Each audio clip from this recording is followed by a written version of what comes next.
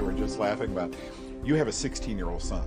Erin Porter is my guest today, by the way. She's written a book called Eat, Pray, and Get Well. She had horrible, horrible health problems. We could show you pictures. We've done that in the past. She's well now. And she dedicated this book to helping others get well.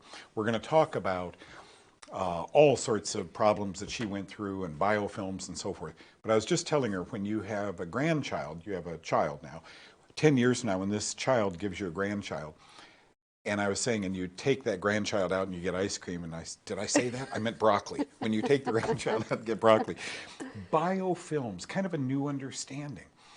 Unfortunately, our physicians today believe that biofilms are all bacterial. And yet, thanks to Dr. Ghanum and many other doctors who are friends of mine who published this, we're now realizing that many, dare I say, if not most, biofilms are fungal.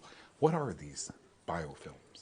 The analogy I like to use is you're trying to throw stones at a house hoping to kill the people inside. It's a protective barrier. So you have bacteria or fungus inside a cocoon that keeps them safe, so you can throw antibiotics and antifungals at it all day. But if you can't get through that biofilm to get to the bacteria and fungus, then you're not going to get very far.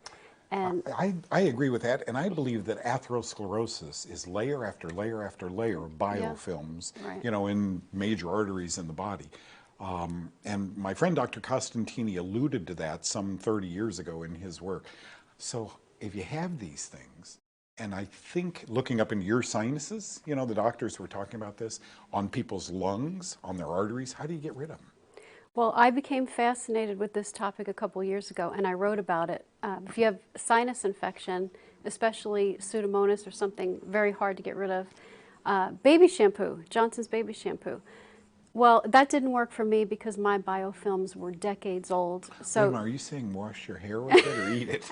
Put it up your nose, irrigate So you dip with a it. Q-tip and... No, you actually put it in like a irrigation bottle. Really? And that helps if you were just newly diagnosed with something like Pseudomonas, but because it helps penetrate the biofilms. But if you've had it for many years, which for me, for 7 solid years, I tried to get rid of Pseudomonas, and it would flip between that and staph.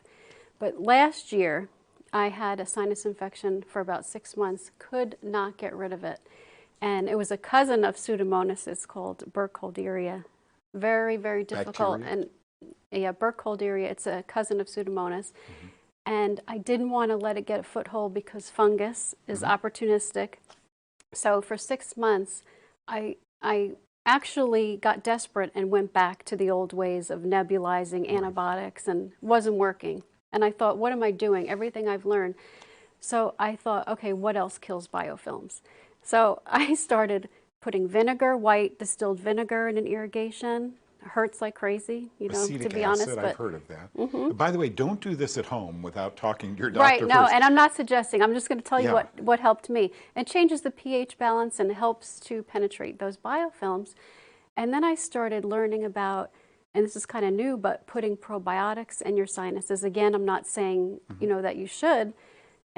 But I think that's going to be the future. And there's actually a strain of bacteria that people with sinus problems are lacking, probably from the years of antibiotics.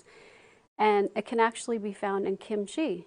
And I'm learning from so many people out there. There's people out there that actually, on a Q-tip, and they'll... With kimchi, so I know eating it, kimchi is, you know, a bacterial ferment, which I like. But you're saying dip a Q-tip in there and... Yeah, it actually has a strain called Lactobacillus sakei, I think is how you say it.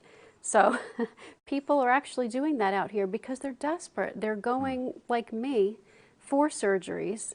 How many antibiotics can you do before you figure, you know, this is not working, I have to try something else?